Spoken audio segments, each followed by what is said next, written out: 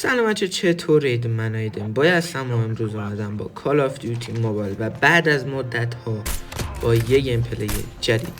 آقا من هنوز یک کیل دارم، الان شد 2 تا و 32 نفر دیگه مونده و کیل ندارم و خب شانس کیل گرفتن ندارم، ولی میتونم بسازم. این یارو رو سریع هدشو میزنم، چند نفر رو اونجا رو ناک کرده بود کیلش میکنم. حلاله دیگه، وقتی کیل نداریم باید بزنیم. الان شو 6 تا.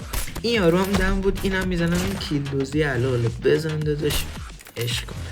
اینم وایساده بود اینجا، نمیدونم ندید منو یا چه هده. اینم میزنم، رفتم جلو لوت کنم. یارو اومد، سری میرم تو کاور، یه شتم میزنم بهش، آرما رو میزنم چون 117 داره و 117 هم خوب میدونه خیلی قویه. وایسم جلوش میمیرم، سری آرما رو میزنم، یه پس میزنم بهش میندازمش. داشتم لوت میکردم، یار ریوایوش اومد، یه شات میزنم بهش میندازمش. بودو بینم اون یارش اومدم یه شات بزنم بهش، میس رفتم یا اون تیر زد بهم رفت بالا، هرچی بگذاریم. سری آرما رو میزنم، یارش اومد پشت سرم وایساد.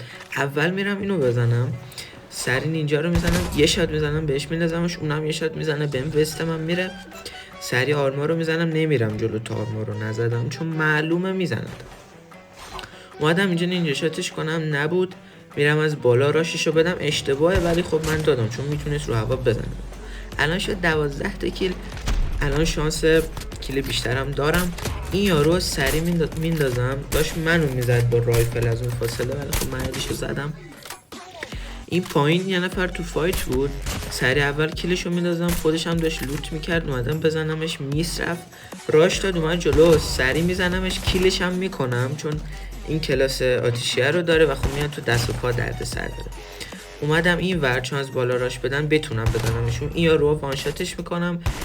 این اتچمنت اچ رو اگه خواستید تو ویدیوهای بعدی براتون میذارم، قبلا هم قرار بود بذارم یادم رفت، ولی تو ویدیوهای بعدی میذارم براتون. اینم وانشاتش میکنم. این یارو اومد برداره، یه شات میزنم بهش، یه شات دیگه هم میزنم میندازمش.